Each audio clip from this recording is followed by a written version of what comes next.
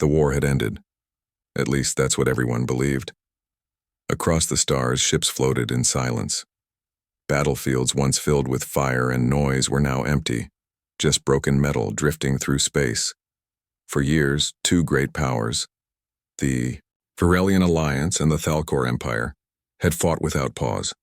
But now they were tired, broken, so they signed a peace treaty, not because they trusted each other, but because they had no choice.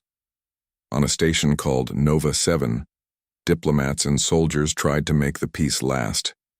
Among them was Captain Elliot Morris, a man who once led fleets into battle. He was known as a hero, though he didn't feel like one anymore. He spent his days in meetings, trying to keep old enemies from starting another war. But even as the leaders talked, strange things were happening far from the center of power. In the outer systems where few ships traveled, something new had appeared. Small scout ships reported seeing dark shapes moving between abandoned outposts. These shapes had no flags, no signals, no clear origin. They came, scanned ruins, and left without a word. Some thought it was just pirates. Others feared it was something worse. Back on Earth, humanity had just begun to look beyond their own world. They had sent a ship called Liberty deep into space, commanded by Lisa Carter. She wasn't a soldier, not really. She was a scientist and explorer, chosen to lead because she could think clearly under pressure. Her mission was simple: explore, learn, and report back. The Liberty moved quietly through the void, scanning planets and collecting data. Then one day they picked up a signal. It was weak, unfamiliar, but definitely artificial. Lisa ordered the crew to follow it. After hours of travel, they found the source, a small alien vessel floating near a dead moon. It was unlike anything they had seen before. Sleek, angular, made of materials they couldn't identify. They tried to communicate, sending out greetings in multiple languages, hoping someone would respond. But instead of answering, the alien ship turned and fled, broadcasting a message. Across space, Lisa and her team watched in confusion. "They saw us," said Jason, the communications officer. "Why run?" "Maybe they're scared," said Anna, the science officer. "Or maybe they think we're something else." Meanwhile, the message reached Nova 7. Panic spread quickly. The description of the human ship matched old records of a secret enemy from the final days of the war, a weapon that never fired shots but still brought fear. The Watchers. No one knew if they were real or just a myth, but many believed they had been watching all along. Captain Morris was called into an emergency meeting. The council wanted answers. "We need eyes on this ship," said Commander Davis, a hard-faced woman who had lost family in the war. "If this is them, we can't wait." Morris didn't believe in ghosts, but he had learned to trust reports. He was given command of a fast patrol ship and ordered to find the unknown vessel. "Find out what it is," Davis told him, "and if it's a threat, eliminate it." As he prepared for departure, he looked at the image of the ship again. It was different from anything he'd ever seen. Sleek, round, almost peaceful in design. Not like the Watchers' machines described in old files. But still, he couldn't shake the feeling that they were about to step into something bigger than any of them understood. Back on the Liberty, the crew continued their survey. They had no idea they were being hunted. They passed through quiet systems, studied ancient wreckage, and recorded everything. During one such stop, they found a damaged data module floating near the remains of a large ship. Anna retrieved it and began decoding its contents. What they found was disturbing. Logs from the war, names of ships, lists of weapons, and something else, an entry labeled Project Watchers. The file was heavily encrypted, but bits of information slipped through. Mentions of balance, of judgment, of something watching from the dark. Lisa read the fragments carefully. "This isn't about war," she whispered. "This is about control." Before they could say more, alarms sounded. "We have movement," said Jason. "Something's approaching fast." On the bridge, they watched as a new ship appeared on their sensors, smaller, fast, and heading straight for them. It was Elliot Morris and his patrol craft closing in. With weapons powered, the humans had come looking for the stars. What they found instead was suspicion, fear, and a war that might not be over after all. The Liberty floated in silence as the small alien ship closed in fast. Alarms buzzed on the bridge, lights flashing red. Lisa Carter stood still, watching the screen. The other ship was armed. They weren't just here to talk. "They're hailing us," said Jason, the communications officer. His voice was tight with nerves. "Open the channel," Lisa said. A face appeared on the screen. He looked tired, older than she expected. His uniform was sharp, military, but his eyes carried something else. Doubt, maybe even fear. This was Captain Elliot Morris. He studied the human faces on his display, trying to read them. They didn't look like enemies. They didn't act like threats, but orders were clear. He needed answers. "This is Captain Elliot Morris of the Varelian Patrol," he said. "Identify yourselves and state your purpose." Lisa kept her voice calm. "This is Captain Lisa Carter of the Earth vessel Liberty. We are explorers, we mean no harm." Morris frowned. "You entered restricted space, you made contact with old wreckage. Why?" "We found a data module," Anna spoke up. "It came from a warship. We were trying to understand what it meant." Morris's jaw tightened. He had read the reports. The Watchers were supposed to be gone, forgotten. If these humans had found something tied to that project, it changed everything. "Hand over the data," he said. "Now." Lisa crossed her arms. "Not until we know why it matters to you." On his ship, Morris felt the pressure rise. Command would want that file. So would the Council. But he also saw something in Lisa's eyes. Curiosity, caution, and a quiet strength. These people weren't hiding. They were searching. He made a choice. "Stand by," he said, cutting the link. In the silence that followed, both crews waited. On the Liberty, Basham, the crew whispered theories. "Do you think they're going to attack?" asked Ben, the pilot. "Maybe," Lisa said. "But if they wanted to fight, they wouldn't have talked first." Back on Nova 7, the Council was already in chaos. The moment news arrived about the human ship, arguments broke out. Some believed they were spies. Others thought they might be connected to the Watchers. A few feared they were the Watchers themselves, using new forms to hide their. Return Commander Davis paced the room. "We can't let them keep that data," she said. "If they've seen what's inside, they know too much." "Or not enough," replied an older diplomat. "If they don't understand what they've found, rushing in could make things worse." Davis turned to him. "And waiting won't?" Meanwhile, Morris returned to the channel. "I need time," he said. "Let me come aboard your ship." Lisa raised an eyebrow.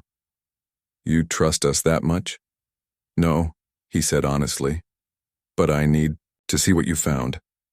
After a pause, she nodded. "Fine. But if this is a trick, we'll be ready." Moments later, Morris stepped onto the Liberty. The humans watched him closely as he moved through the halls. He noticed how clean everything was, how different their tech looked.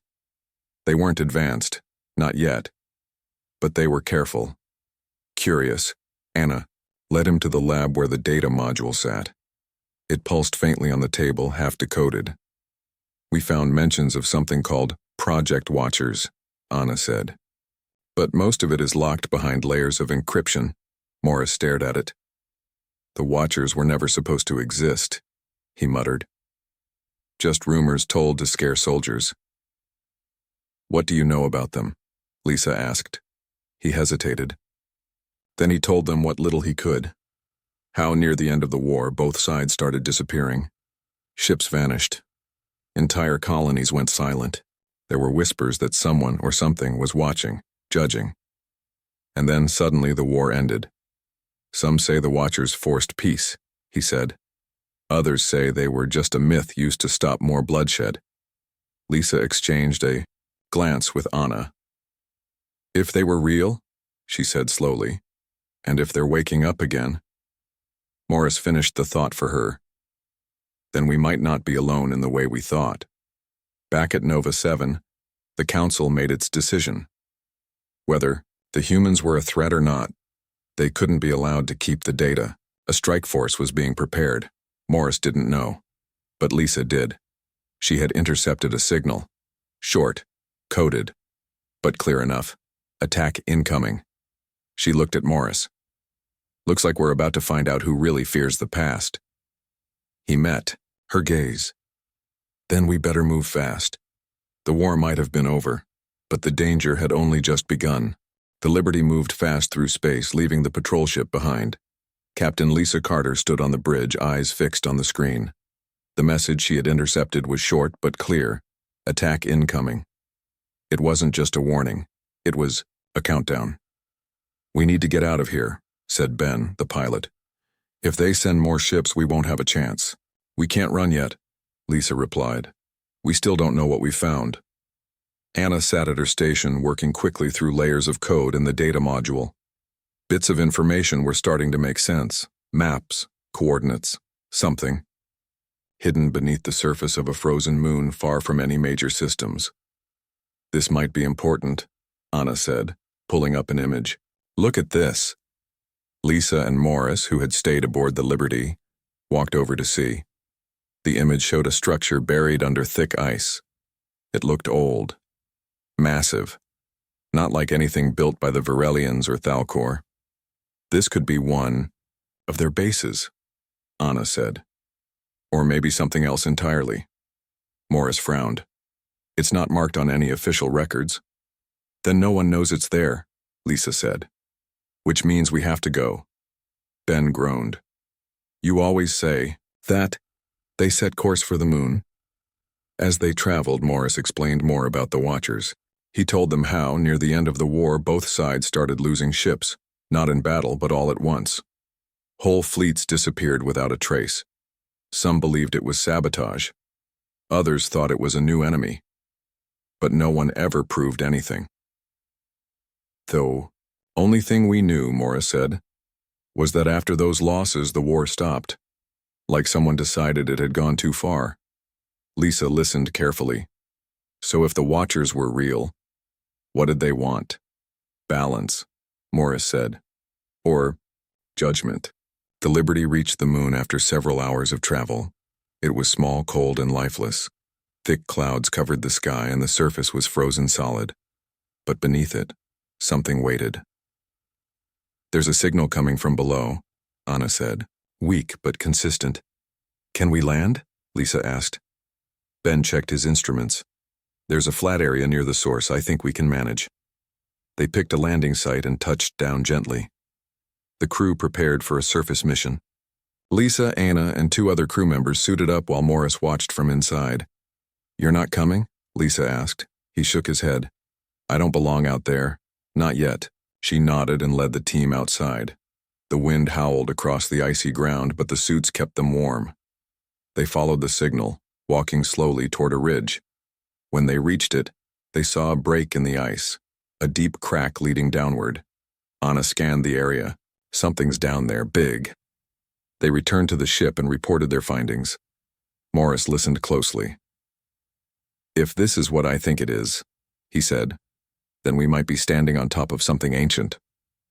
"Then we dig," Lisa said. They used the ship's tools to widen the crack. After hours of work, they made a path down.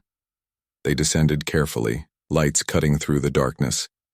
The deeper they went, the warmer it got. The walls of the tunnel weren't just ice. They were metal. "This place isn't natural," Anna whispered. Finally, they reached the bottom. Before them stood a massive door, covered in symbols none of them recognized. It was sealed tight, but the signal was coming from behind it. "What do you think is inside?" one of the crew asked. "We're about to find out," Lisa said. They worked on the door, trying to find a way in. Morris, still aboard the Liberty, monitored their progress. He sent messages back to Nova 7, though he didn't mention the full truth. If the Watchers were real and if this was one of their installations, then Command would want to control it, or destroy it. Back on the moon, the team finally found a panel. Anna pressed her hand to it, and the symbols lit up. For a moment, nothing happened. Then with a deep groan the door began to open. A cold wind blew out, carrying dust and silence. Beyond the threshold, lights flickered to life. Long rows of machines lined the walls. Screens blinked. Somewhere deep inside, something was waking up. Lisa stepped forward first. Let's see what's been waiting for us. As they entered, the door closed behind them. Far above, on the Liberty E, Morris watched the signal grow stronger. The Watchers weren't just a myth. They had been here. And now, after centuries of silence, they were beginning to stir again. Humans had come looking for answers. What they found instead was something much older than war. Something watching, waiting, and now, awake. The air inside the ancient structure was cold but not lifeless. It carried a quiet hum, like something sleeping had just begun to stir. Lisa Carter led the team through the long corridor, their boots echoing against the metal floor. Lights flickered. Above them, some staying on, others blinking out after centuries of silence. Anna walked beside her, scanning everything with a small, handheld device. "This place is huge," she whispered. "It goes deep." Behind them, the sealed door remained, closed. Ahead, more corridors stretched into darkness. At the far end of the chamber, a massive round platform sat in the center, surrounded by tall machines covered in strange symbols. The signal that had drawn them here was strongest here, coming from beneath their feet. "This isn't just a base," Anna said. "It's a control center." Lisa turned to the others. "We need to find the source of that signal. If it's connected to the Watchers, we have to understand what it does." Meanwhile, back aboard the Liberty Eye, Captain Elliot Morris watched the data stream from the surface.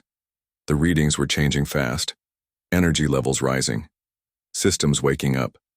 He opened a link to Nova 7, though he knew Command wouldn't like what he had to say. "This is Morris," he said. "We've entered the structure, it's real, and it's active." On the other end, Commander Davis didn't sound surprised. "Then you know what this means." "It means we might not be alone anymore," Morris replied. "Or maybe we never were," Davis said. "Get that signal shut down, now."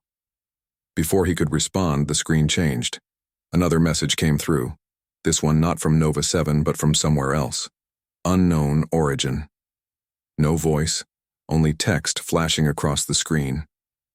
Watchers awakened Morris, stared at it. Then he cut the link and ran toward the shuttle bay. Back on the moon, the team had found a way down. A lift platform, still working, lowered them deeper into the installation. When the doors opened again, they stepped into a vast chamber. The walls were lined with screens, most dark, but one was on. It showed space, stars, planets, and then, suddenly, movement. A massive ring-shaped object appeared, spinning slowly in orbit around a distant planet. Then more images followed. Other structures buried under oceans, hidden in deserts, waiting. "These things are everywhere," Anna whispered. Lisa looked closer. "They're not just watching, they're scanning." Then the ground shook. A low rumble filled the chamber. Alarms began to sound, soft at first, then louder. "What did we do?" one of the crew asked. "I don't think we did anything," Anna said. "I think it was already happening." Above them, on the Liberty Bay, Morris arrived just in time to see the sky change. Outside the viewport, something lit up in orbit around the frozen moon. A ring, like the one in the image, emerged from hiding. It spun faster now, glowing brighter, and then the signal hit. Not just sound, not just light, but something deeper, something that reached into the mind. Both crews felt it. Lisa and her team collapsed to their knees as the message flooded their thoughts. "You have been seen. You have been judged. You will be tested." Morris staggered inside the Liberty. He wasn't alone. The Varelian patrol ship had picked up the same signal. All across the sector, ships reported strange effects. Systems failed, minds filled with visions. The Watchers were awake and they were watching. When Lisa finally stood again, she looked at Anna. "What does that mean? Tested?" Anna swallowed hard. "Probably not in the way we want." Back at Nova 7, panic spread quickly. The Council, tried to make sense of what was happening. Some believed it was an attack. Others thought it was a warning. A few saw opportunity. Commander Davis gave orders immediately. If this is a threat, we strike first. Prepare the fleet. But not everyone agreed. One diplomat, older and wiser, spoke up. If we fight, we may prove exactly what they fear. Meanwhile, Morris returned to the Liberty and made his decision. We can't let them start another war over this, he said. We have to learn what the Watchers want before anyone fires a shot. Lisa nodded. Then we start by understanding what we've found. They worked fast, downloading what they could from the installation. They sent copies to Earth and to Nova 7. Not just data, but warnings. The Watchers had returned, and they were not just watching the past. They were shaping the future. Far above, the ring continued to spin, and somewhere in deep space, more of them began to wake, one by one, system by system, sector by sector. The galaxy had believed the war was over, but now something much older had decided to test the peace, and failure would mean more than just war. It would mean being erased. The message from the Watchers echoed in minds across the sector, not just on the Liberties but on ships, stations, and planets far away.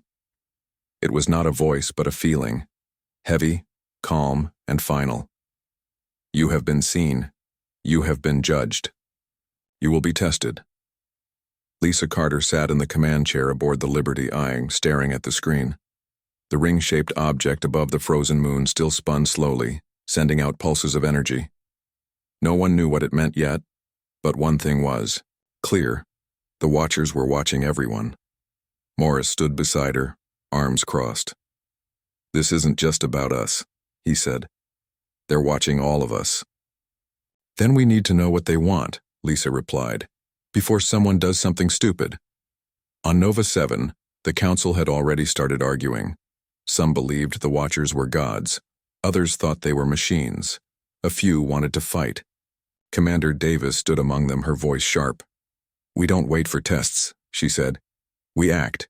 We destroy their installations before they destroy us. Others disagreed. An older diplomat named Ellis shook his head. If they wanted to destroy us, they would have done it already. This is something else. Meanwhile, back on Earth, the message had reached human leaders. Confusion turned to fear. Governments debated whether to pull back or push forward. But one thing was certain. Humanity had taken its first steps into a galaxy much bigger than they understood. Back aboard the Liberty E, Anna worked hard to decode more of the data from the installation. She found new files buried under layers of code. Images, records, plans. Look at this, she said, pulling up a file. It's a history log. On the screen, symbols changed into simple visuals. Scenes of war, destruction, then peace, over and over again. They've done this before, Anna whispered. They watch civilizations rise, fall, and rise again. Lisa looked closer. So they're not just judges, they're keepers. Morris frowned. Keepers of what? Balance, she said. They stop wars before they destroy everything. He was quiet for a moment. Then why now? The war is over. Maybe they don't believe it is, she said. Just then, alarms sounded again. Jason ran to his station. New signals coming in, multiple sources. On the screen, more rings appeared across the sky. Not just near the frozen moon, but in other systems. Some near Virelian worlds. Some near Thalcor space, and even one near Earth. They were everywhere, and they were all active. Morris cursed under his breath. They're not just watching, they're preparing. For the first time, Lisa felt afraid. Not of war, but of something worse. Something that didn't care about sides or treaties. Something that only saw patterns. She turned to Morris. We need to talk to them. How? He asked. By proving we're not like the others, she said. By showing them we can work together. He looked at her like she was crazy. After everything our people have done to each other?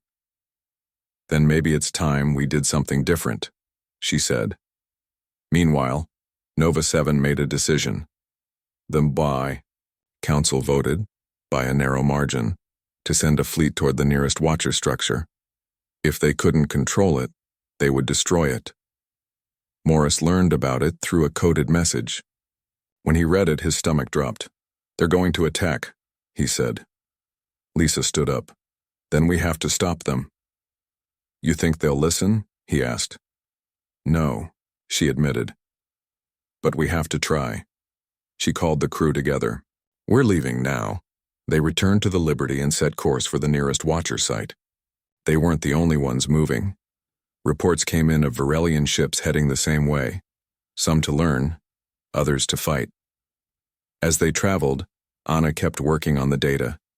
She found one last file. It was different from the rest. It wasn't a record. It was a question. Will you choose peace or power? Lisa read it and closed her eyes. They're not just testing what we are, they're testing what we could become, Morris finished. The Liberty arrived at the Watcher site just as the first Varelian warships appeared. Weapons powered up, battle lines formed, but Lisa didn't wait. She opened a channel to all ships. "Listen to me," she said. "This isn't a threat, it's a chance." Some ignored her. Others listened. Morris joined in. "If we fire first, we prove we're not ready. If we talk, we prove we are." The silence that followed was louder than any battle cry. Above them, the Watcher ring pulsed once, waiting, watching, judging, and soon, deciding. What happened next would shape the future of the galaxy. Not with weapons, but with words and choices. The silence between the ships was thick. No shots fired, no orders shouted, just the slow spin of the Watcher ring above and the waiting eyes of two species that had known only war. Until now. Lisa Carter stood on the bridge of the Liberty, her hands tight around the edge of her seat. Behind her, Anna watched the data stream from the installation below. Morris paced near the main console, his mind racing through every possible outcome. Then, the signal came again. Not a voice, not a word, but a feeling. Choose. On Nova 7, the Council had split. Some still wanted to destroy the Watcher's structures before they could act. Others argued for peace, for understanding. The vote ended in a tie. No decision made, no action taken. But out here, at the edge of space, real choices were being made. Varelian warships hovered nearby, weapons ready. Human scouts stood between, them and the ring, unarmed but unafraid. Lisa opened a channel to all ships. "We have a chance," she said, "to show them we are more than what we were." Morris stepped beside her and spoke into the same link. "If we fight now, we prove. We haven't changed. If we stand down, we prove we can." Some captains listened, others didn't. One Varelian cruiser powered up its weapons. "They're going to fire," Jason warned. "No," Lisa said. "Not yet." She turned to Anna. "Can you send a message directly to the ring?"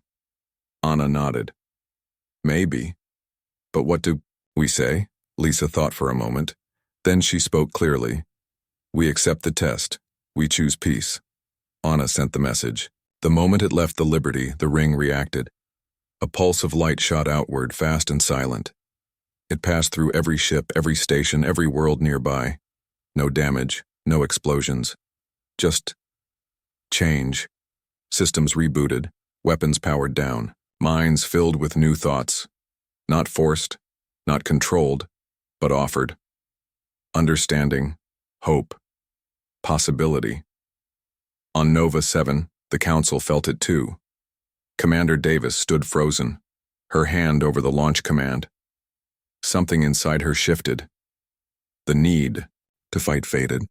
The need to learn grew. In the silence, Ellis, the older diplomat, spoke first. "They've given us a choice. Let's make the right one." Back at the site, the Varelian captain who had almost fired looked at his screen. The order was gone. So was the urge. He closed his eyes and exhaled. "Stand down," he said quietly. His crew obeyed. Lisa saw it happen. Relief washed over her like warm air after cold. They listened, she whispered. Morris nodded. They chose peace. The ring pulsed once, more. Then slowly it changed. Its purpose shifted. No longer judge, no longer threat. Now guide. The Watchers had tested them, not with force, but with choice.